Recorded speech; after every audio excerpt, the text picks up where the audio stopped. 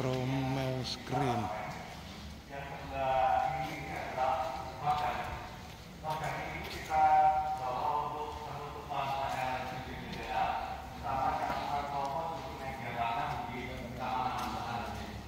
Sayang kali datangnya telat.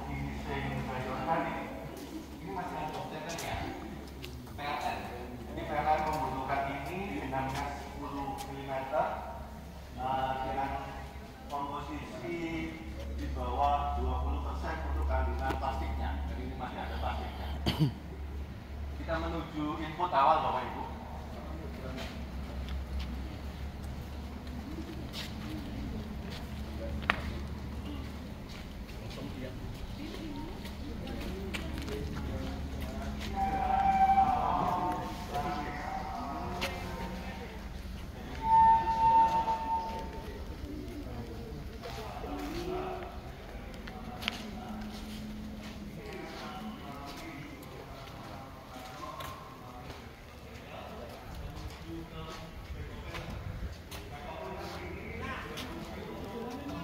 Ini udah dipisah, kalau ini udah plastik semua nih yang ini, Pak. Iya kayaknya. Yang ini Masih campur. Masih campur ya?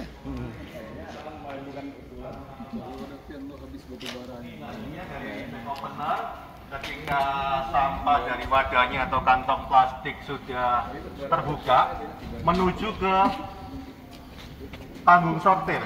Di atas itu ada teman-teman operator untuk memilah sampah mana yang masih mempunyai nilai jual, seperti botol, kertas, dan sampah mana yang membahayakan dari mesin, seperti kaca, logam, totolan barang bangunan, ataupun kain.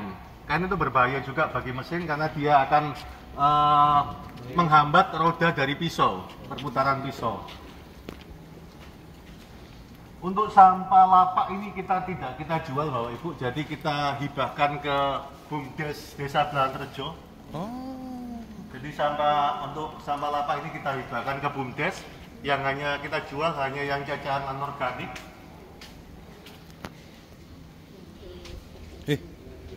Intinya dari mesin ADF itu ada di mesin vertical chopper. Di mesin vertical chopper ini sampah yang telah dipilah dari sampah lapak akan dipilah secara otomatis mana yang organik dan mana anorganik. Di mesin vertical chopper ini ada mesin pencacah dan ada blower. Jadi sampah yang semua masuk akan dirajang atau dicacah. Kemudian ada blower yang berfungsi untuk meniup sampah yang lebih ringan, otomatis sampah berupa plastik atau kresek-kresek. Untuk sampah yang sifatnya berat, organik, dia akan turun masuk ke mesin pengering. Kita pengeringnya ada dua sistem, ada spinner dan rotary dryer. Spinner ini kayak mesin cuci di rumah kita, jadi organik itu kita giling dulu, nanti ada lindinya itu kita tampung Bapak Ibu. Lindinya kita tampung nanti kita campur dengan komposisi air tertentu, nanti bisa kita manfaatkan untuk pupuk organik. Untuk sistem pengeringan yang kedua itu adalah rotary dryer. Jadi kita menggunakan tungku pemanas. Di sana tungku ini bahan bakarnya adalah sampah residu yang mudah terbakar. Asap panasnya kita alirkan ke rotary dryer. Kemudian asap yang lepas emisinya kita kelola di wet scrubber, sehingga asap yang keluar masih ramah lingkungan. Misalnya apa yang mudah terbakar? Sampah yang mudah terbakar seperti sampah yang kalau plastik, kertas itu masuk sampah lapak, sama lainnya seperti kain. Yang mudah terbakar. Iya. Nanti kita ke sana Bu, biar bisa dilihat ya. Nah, di sini nanti ada blower. Blower ini untuk meniup plastik. Plastik akan ditiup menuju thermal screen. Nah, thermal screen ini memisahkan antara plastik yang benar-benar sudah bersih sama ada plastik yang sebagian nempel sama organik. Jadi di outlet sebelah sini ini namanya memang residu, tapi residu ini masih bisa diinputkan lagi di proses awal. Jadi di sini hanya plastik yang nempel sama kotoran atau plastik yang nempel sama organik.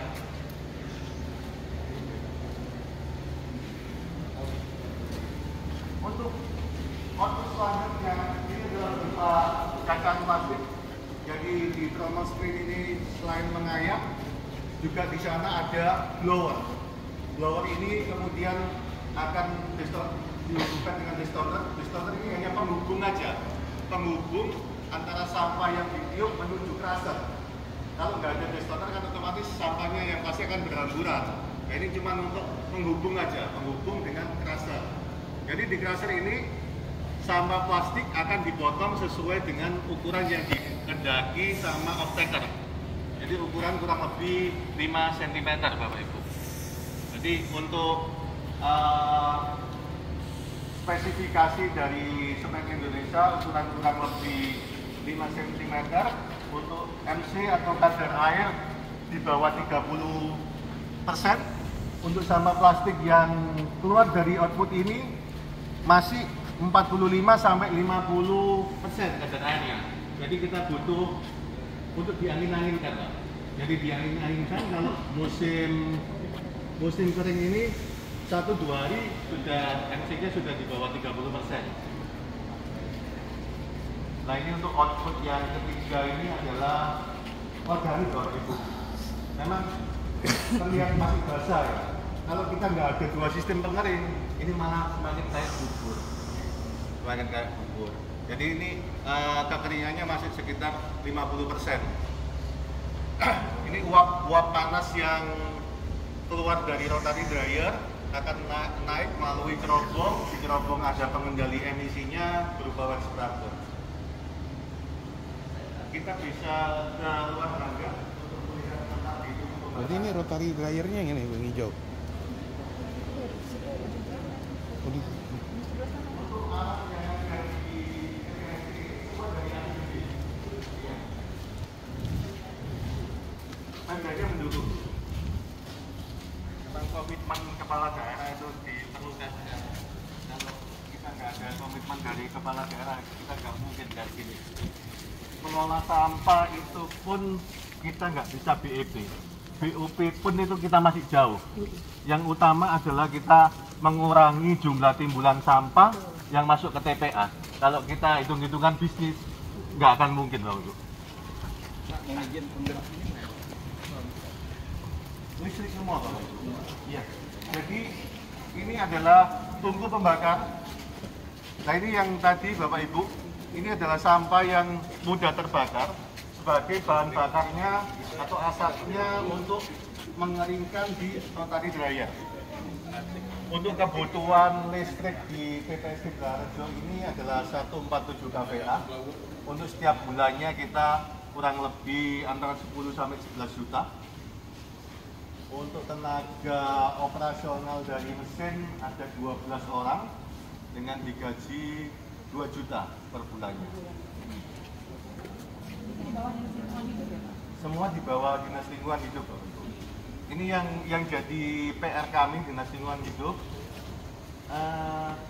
Kita masih belum ada payung hukum terkait siapa pengelola TPST. Jadi TPST yang selama ini kita ada TPST Belarejo, ada TPST GP, ada TPST di Bawean, itu masih di bawah kendali UPT TPA. Jadi kita masih berproses untuk membuat pergub terkait dengan kewenangan pengelolaan daripada TPST itu sendiri. Sekilas itu Bapak Ibu yang bisa saya jelaskan. Mungkin ada yang bertanya, kita berdiskusi aja, kita saling berbagi ilmu Bapak Ibu. Saya mohon maaf tidak menggurui, tapi saya menyampaikan apa ya pengalaman saya. Monggo Bapak. Jadi TPST ini outputnya ada berapa Pak tadi Pak? Output dari TPST ada cacahan organik yang dibeli sama Semen Indonesia. Ada organik yang kita gunakan untuk layering TPA sama untuk media tanam di taman-taman kota. Ada sampah lapak yang kita hibahkan ke BUMDes Desa Belarejo sebagai bentuk komitmen sosial kami terhadap mereka. Satu hari berapa ton Mas? Sampah yang masuk di sini rata-rata 10 sampai 15 ton Pak per hari. Ya Pak, sekali korporasi ini dibutuhkan berapa menit Pak? Berapa jam sekali proses? Iya. Jadi gini Pak, teman-teman di sini Senin sampai Jumat beroperasi jam 7 sampai jam 2. Jam 7 sampai jam 12 mereka operasional mesin. Jam 12 sampai jam 1 istirahat. Jam 1 sampai jam 2 itu harus bersih-bersih mesin Pak. Nah, kenapa kok ada maintenance setiap hari untuk bersih-bersih mesin? Ketika kita tidak membersihkan ini, besok teman-teman akan kewalahan. Mesin pasti ada kemacet atau apa. Karena memang sampah yang kita kelola masih sampah yang tingkat kadar airnya tinggi sekali. Terus juga kita juga melakukan perawatan dengan mengasah pisau. Pisaunya ada 2, pisau di vertical chopper sama pisau yang ada di crusher. Kalau pisau di crusher itu tiap 2 minggu sekali itu kita asah. Untuk pisau yang ada di vertical chopper itu 6 bulan sekali itu kita asah. Itu jadi maintenance yang ada di perawatan mesin RDF ini.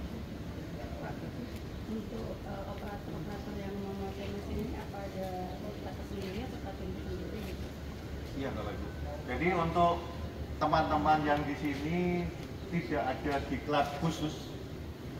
Mereka hanya diberi wawasan sampah mana yang membahayakan mesin, sampah mana yang tidak membahayakan mesin, itu aja. Yang pasti di sini wajib ada teknisi khusus 1 orang yang paham mengenai instalasi listrik. Karena semua peralatan dari mesin ini kita menggunakan listrik. Ketika ada salah sedikit mengoperasionalkan, ya bisa nanti mesin akan berakibat macet atau kerusakan di fasilitas lainnya.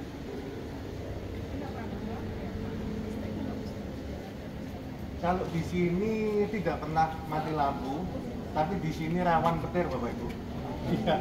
Jadi awal dulu mendekati apa itu mendekati peresmian di bulan Februari sempat trafo PLN kita itu kena petir. Jadi off. Kita membutuhkan waktu 2 minggu untuk memperbaiki dinamo yang ada. Berarti selama 2 minggu sampah menumpuk tuh bagaimana Pak menyikapi kalau teknisnya gitu? Tidak Bapak Ibu, kita kan ada TPA, di TPA sana ada TPST Ngipik. TPST Ngipik itu ada di areanya TPA. Mesinnya sama dengan yang ada di Blangejo ini. Jadi sampah yang belum terkelola di sini kita bawa ke TPST Ngipik. Apa yang tadi yang 10 mm mes 10 tadi ya? Oh, untuk finishing organik Bapak Ibu? Itu bang buat PLN atau yang Iya. tadi mana? Untuk off-taker dari PLN, dia kan ada bahan bakarnya untuk mereka ya, untuk pengganti batu bara. Iya.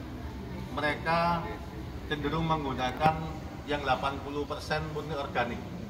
Jadi sebetulnya organik yang dihasilkan dari mesin ini itu bisa digiling lagi dengan ukuran mesh 10 mm dengan kadar air di bawah 20%, itu bisa dibeli sama PLN atau PLT.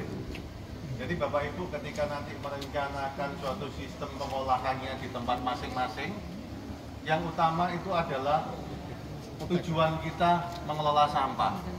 Kalau kita mengelola sampah untuk mendapatkan PAD, sama sekali tidak ada Bapak Ibu. Untuk operasional pun kita ngos-ngosan kalau kita nggak disupport APBD. Yang pasti, yang utama adalah kita mengurangi timbulan sampah. Yang kedua, diperhatikan dari off-taker. Dari hasil pengolahan sampah ini, siapa nanti endingnya ini kemana? Jadi Kabupaten Gresik dulu itu sebelum kita pengadaan unit-unit peralatan ini, Ibu, kita diskusi dulu dengan Semen Indonesia. Apa sih yang dimau Semen Indonesia? Apa sih kebutuhan mereka? Baru kita merencanakan untuk fasilitas pengolahan sampah. Pak, untuk daerah layanan itu level kecamatan atau seperti apa? Kemudian pengangkutan dari timbulan sampai ke sini, siapa yang mengangkut? Kemudian biaya operasional sepenuhnya dari APBD atau ada sumber lain? Terima kasih Bapak. Untuk layanan di TPST Blangejo ini ada di wilayah 4 kecamatan sekitar. Untuk sampah yang dibawa ke sini adalah sampah yang masih pelayanan pemerintah daerah, dalam hal ini Dinas Lingkungan Hidup. Hanya sampah yang dilayani oleh kendaraan-kendaraan angkutan dari Dinas Lingkungan Hidup Kabupaten Gresik. Jadi masih belum menerima sampah yang umum atau swasta dari luar. Mungkin itu Bapak. Untuk operasional tadi Pak? Untuk operasional masih di-cover dengan APBD.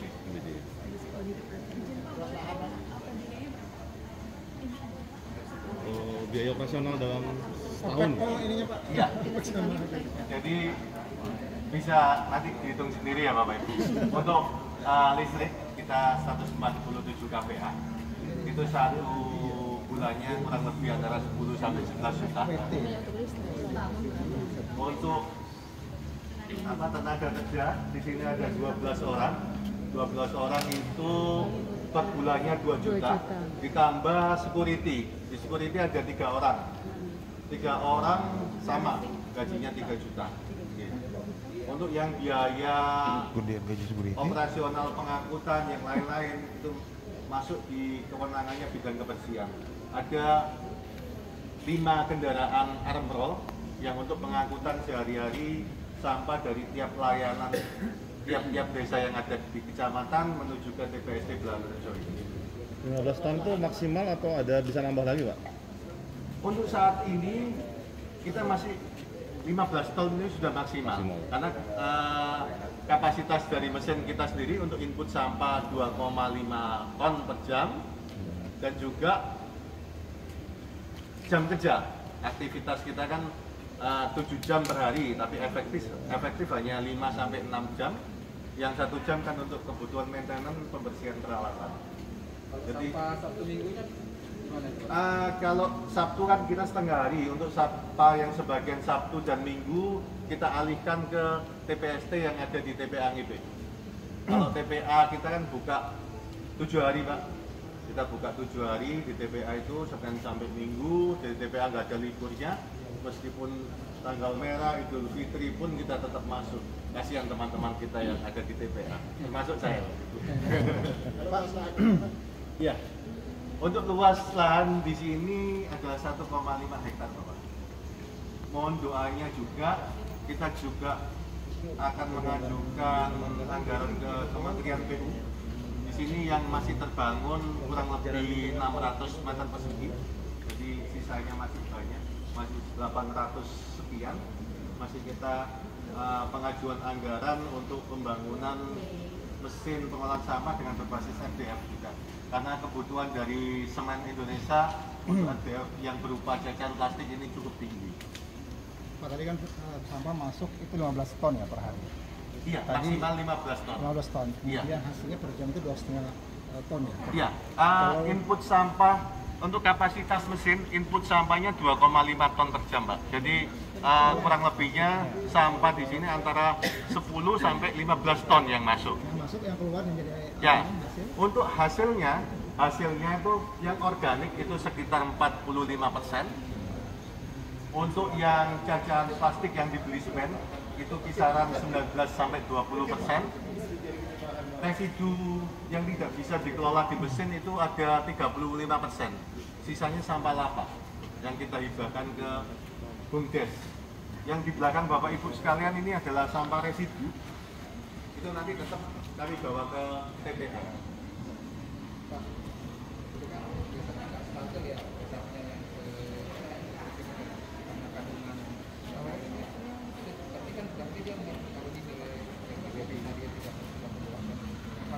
Dia tetap segitu dia kalau